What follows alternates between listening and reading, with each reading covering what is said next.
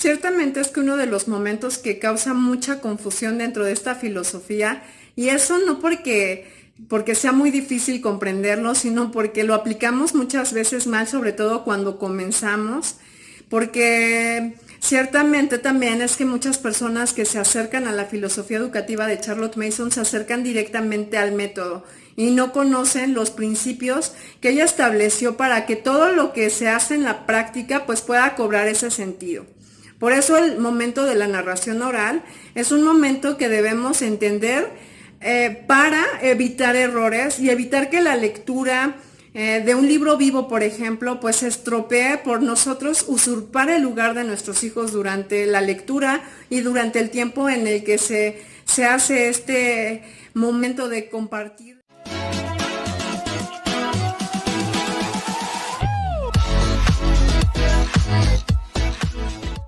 Hola, bienvenidas a este séptimo video de la serie Cómo se vive la filosofía educativa de Charlotte Mason. En la oportunidad anterior compartimos sobre los libros vivos y la importancia que estos tienen para la filosofía educativa de Charlotte Mason. Pero no podemos hablar de libros vivos sino hablar de un elemento que es completamente importante después de la lectura, y es la narración o las narraciones orales y escritas.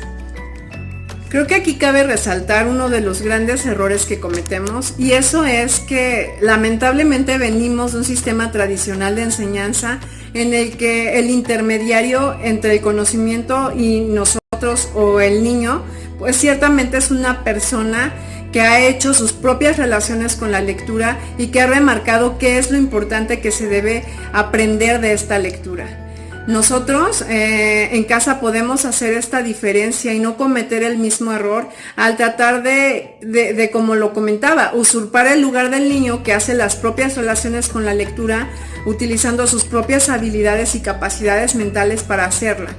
Por eso es que es muy importante que nosotros permitamos y tengamos y depositemos toda la confianza en nuestros hijos en este momento, sabiendo que como todo proceso lleva un tiempo, pues tenemos que ser pacientes en este proceso. Esperar que lo hagan a la primera, pues sería algo incorrecto y sería algo pues absurdo completamente, porque nuestros hijos como nosotros pues van a seguir un proceso individual y personal. Cierto es que en medida de que esto se repita continuamente, de que las lecturas se den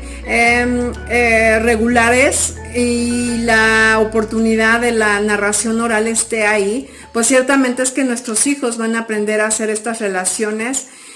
poco a poco y cada vez mejor, cada vez de una manera más intencional, porque recordemos que parte de hacer una sola lectura es desarrollar el hábito de la atención, y este hábito de la atención pues quizá no sea algo inmediato, va a ser algo por lo que sus mentes van a entrenarse y va a llegar el momento en el que ellos puedan hacer narraciones muy buenas de la lectura, en la que nos demuestren que hacer relaciones por ellos es innecesario y es entorpecer sus propias relaciones y sus propias funciones de pensamiento. Ahora vamos a citar algunas palabras de Charlotte Mason en referencia a este momento de la narración oral. Deje leer a un niño de cualquier edad, de 6 a 10 años, un relato de un incidente, gráfica y brevemente dicho, y el niño relatará lo que ha escuchado punto por punto, aunque no palabra por palabra, y agregará deliciosos toques originales. Es más, relatará el pasaje meses después porque ha visualizado la escena y se ha apropiado de ese fragmento de conocimiento. Es muy bonito. Y recuperando la cita anterior que acabo de leer, pues ciertamente es que nuestros hijos están muy habituados a comunicarse de manera narrativa. Así es como han crecido y así es como ellos cuando son acercados a la lectura, pues ellos siguen manteniendo esta forma de comunicación ahora con los libros y ahora con grandes personajes, con grandes mentes que pueden transmitir historias que cobran vida para ellos, en los que la narración oral ciertamente es incluso un momento de disfrute para ellos, porque van a decir todo lo que la lectura les dijo, todo lo que ellos en ese momento pudieron vivir junto con el personaje del libro o con la historia que le están leyendo. La verdad es que este momento es disfrutable para ellos, no debe ser un momento de pesadumbrez para nosotros, ni un momento de angustia para ellos. Debe ser un momento tan natural como cuando ellos, tan pequeños y a tan temprana edad, ellos empiezan a hablar y a comunicarse. Así debe ser ese momento, esa transición debe ser muy natural, como cuando hablamos y nos comunicamos con ellos, pero ahora es el libro el que les habla, es el libro el que trata de hacer una conexión con ellos, y ese momento en el que entonces ellos responden a la lectura diciendo todo lo que ellos pudieron experimentar, todas las relaciones que ellos pudieron hacer, y poder escucharles de una manera respetuosa, sorprendiéndonos, claro, de todas estas capacidades que ellos tienen y desarrollan en ese momento. Aquí vemos que en la filosofía de Charlotte Mason la narración oral cobra una importancia muy grande, porque la lectura por sí misma, aún fuera una lectura viva, pues no tiene el poder para hacer más allá de lo que en el momento se experimenta, tal vez el disfrute, pero para que una lectura pueda verdaderamente impactar a la persona tiene que haber un proceso de reflexión, y la narración nos permite que nuestros niños pasen por este proceso de reflexión y que incluso lo puedan tener también durante otros momentos de su día. El sujeto encontrará que en el acto de narrar, cada poder de su mente entra en juego, que los puntos y orientaciones que no había observado son sacados a la luz, que el todo se visualiza y se pone en relieve de una manera extraordinaria. De hecho, esa escena o argumento se ha convertido en parte de su experiencia personal. Él ha asimilado lo que ha leído. Esto no es trabajo de memoria. Para memorizar repetimos una y otra vez un pasaje o una serie de puntos o nombres con la ayuda de las pistas que podemos inventar.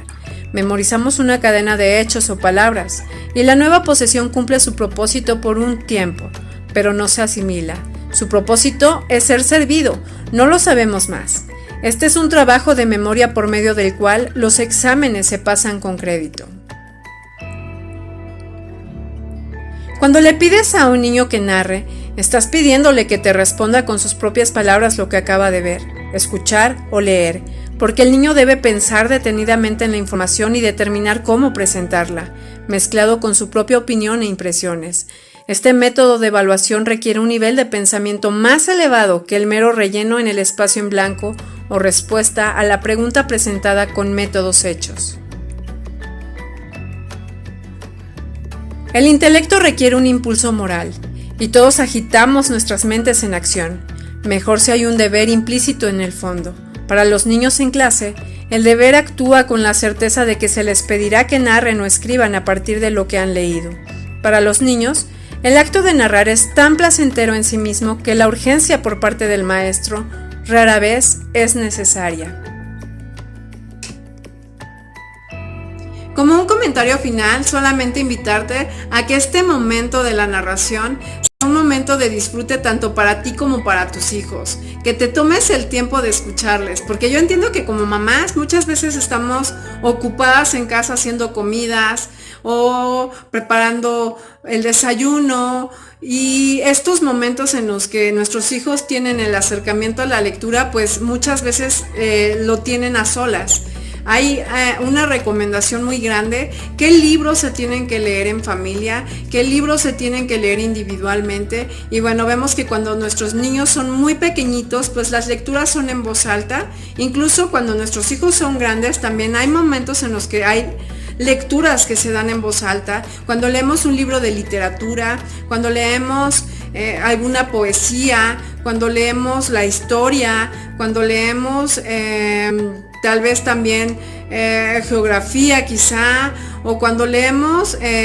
la Biblia también. Son momentos en los que podemos estar con la familia y en los que tenemos que concentrar nuestros sentidos para estar ahí presentes, para disfrutar con ellos las lecturas, para tener una actitud muy positiva hacia el aprendizaje, porque ciertamente es que esta actitud también la pueden ver nuestros hijos y forma parte de este ambiente y de esta atmósfera que es idónea, es ideal para la educación y para la formación de nuestros hijos. Además, claro, de disfrutar la lectura, pues también el que puedas aprender a hacer estas transiciones de forma natural, como te comentaba, para que no sea un momento abrupto en el que se meten actividades que parecen de otro tipo, sino que más bien en la misma secuencia, en la misma idea, pues les invites a estar constantemente meditando en lo que leen, sobre todo cuando de la palabra se trata, de la palabra de Dios, porque sabemos que la palabra sin meditación y sin oración evidentemente no tiene impacto en nuestra vida, pero necesitamos entrenarnos para la reflexión, y el momento de la narración oral es un momento importante en el que se desarrollan muchas habilidades en el pensamiento, en nuestra mente, en la mente de nuestros hijos, y que va a favorecer otro tipo de acercamiento posterior a otras lecturas, pero también a otros contenidos, y sobre todo hacer de estos contenidos parte de su vida, parte de su desarrollo. Por eso es que la calidad es importante, por eso es que debemos acercar a nuestros hijos a grandes mentes, pero también a grandes corazones, a personas que aman al Señor, a personas que pueden aportar algo a la vida de nuestros hijos. Debemos ser muy conscientes que hay momentos en los que debemos intervenir en la lectura, debemos hacer omisiones a la lectura, pero sobre todo que es a través del día a día en el que se forma el carácter de nuestros hijos, a través del entrenamiento de los buenos hábitos.